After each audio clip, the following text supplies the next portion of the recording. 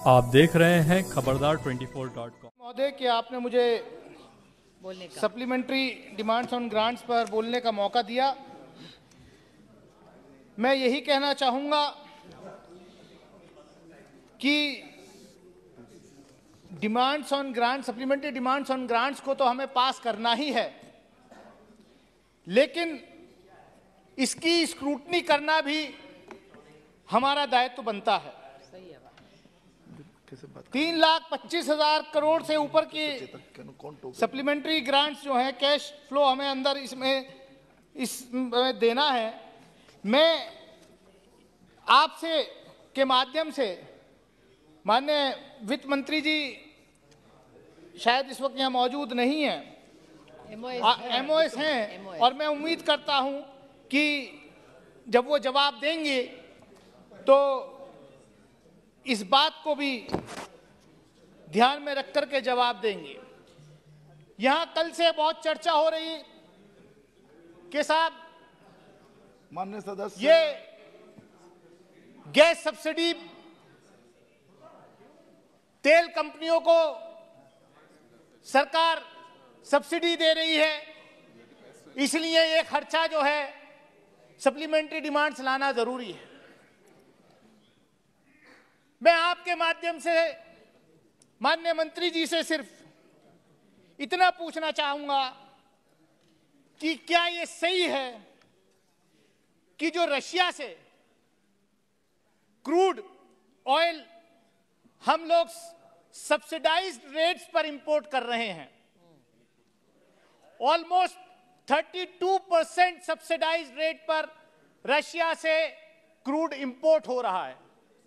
आखिर ऐसी कौन सी वजह है कि जो भारत सरकार की जो ऑयल कंपनीज हैं वो डायरेक्ट इंपोर्ट क्यों नहीं कर रही?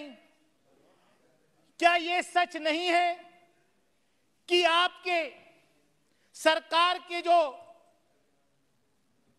खास जिन पर आशीर्वाद रहता है 2-3 कॉरपोरेट्स पर, वो लोग सस्ते दाम पर रशिया यूक्रेन वॉर का फायदा उठा करके रशिया से क्रूड इंपोर्ट कर रहे हैं 32% सब्सिडाइज्ड रेट पे, और फिर उसको रिफाइन करके एक्सपोर्ट कर रहे हैं यूरोपियन यूनियन वगैरह में। तो ये जो विंडफॉल गेन जो चंद खासतौर से रिलायंस और एसआर की नायरा, 2 कंपनीज का कितना बड़ा विंडफॉल गेन हो रहा है, इस पर सरकार जो है क्या कहना चाहेगी? क्यों नहीं सरकार की तेल कंपनियां डायरेक्ट ये काम करती, ये बिजनेस करके, और हमारे जो गरीब जनता जो डीजल पेट्रोल 100 रुपए लीटर पर खरीद रही है, उसका फायदा अगर उसको पहुंचे तो मैं समझता हूं कि 50 रुपए लीटर डीजल और पेट्रोल आम जनता को मिल सकता है।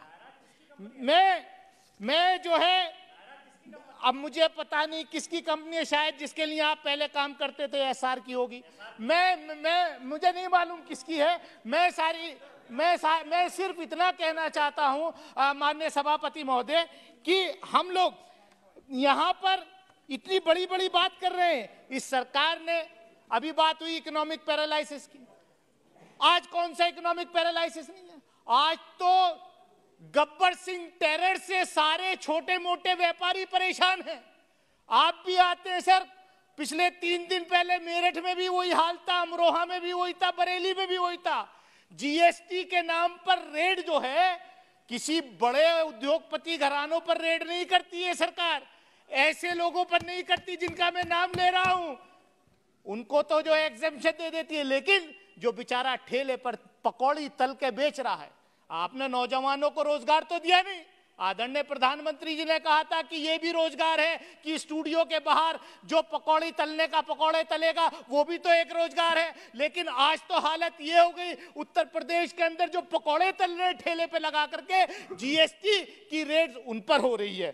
सभापति महोदय, मैं कहना चाहूंगा आपसे कि डिमोनेटाइजेशन आपने किया कि साहब टेरर खत्म करेंगे, ब्लैक मनी जो है कैश खत्म करेंगे, नकली नोट खत्म करेंगे।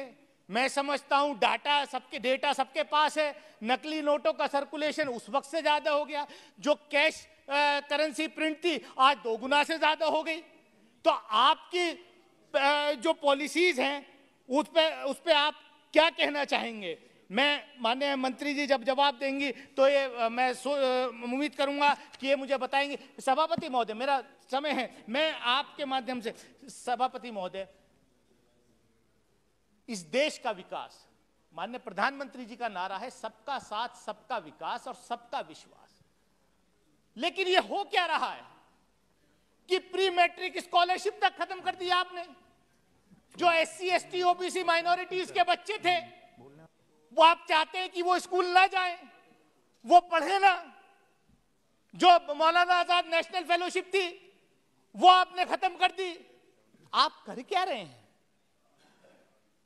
सच्चर कमेटी ने इस देश में बताया, डायग्नोस किया कि किस तरीके से इस देश के अंदर माइनॉरिटीज के बच्चे जो हैं, पर्टिकुलरली मुस्लिम माइनॉरिटीज के बच्चे कितने पिछड़े हैं, वो स्कूल नहीं जा पाते। रंगनाथ मिश्रा कमीशन ने उसका इलाज किया। सभापति महोदय, मैं 2 मिनट में अपनी बात खत्म करूंगा। रंगनाथ मिश्रा कमीशन ने उसका इलाज दिया, लेकिन सरकार सुप्रीम कोर्ट में एफिडेविट देती है कि साहब रंगनाथ मिश्रा कमीशन ने तो सिर्फ जो है 4 दीवारी में बैठ करके ये रिपोर्ट तैयार कर दी। मैं पूछना चाहता हूं आपके माध्यम से, हम तो सर्वजन सुखाए सर्वजन हिताय की बात करने वाली पार्टी से हैं, लेकिन आपने जो 10% इकोनॉमिक क्राइटेरिया पर रिजर्वेशन दिया, उसका सर्वे कहां हुआ था?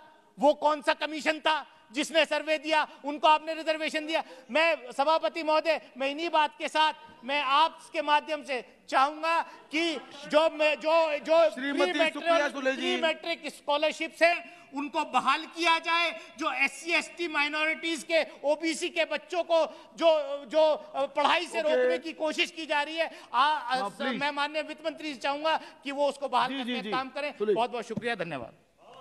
Thank you, sir. So I speak here on the demands for grant